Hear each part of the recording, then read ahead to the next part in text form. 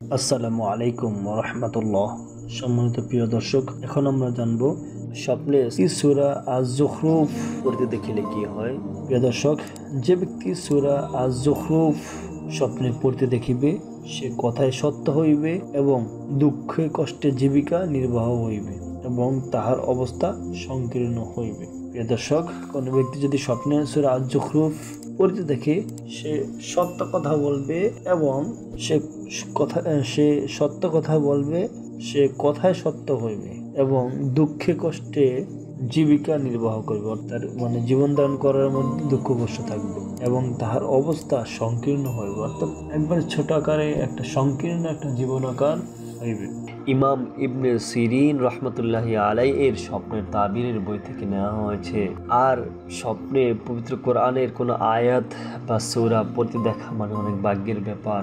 আল্লাহ তাআলা আমাদেরকে স্বপ্নে পবিত্র কোরআনের সূরাগুলো স্বপ্নে পড়তে দেখার জন্য তৌফিক দান করুন।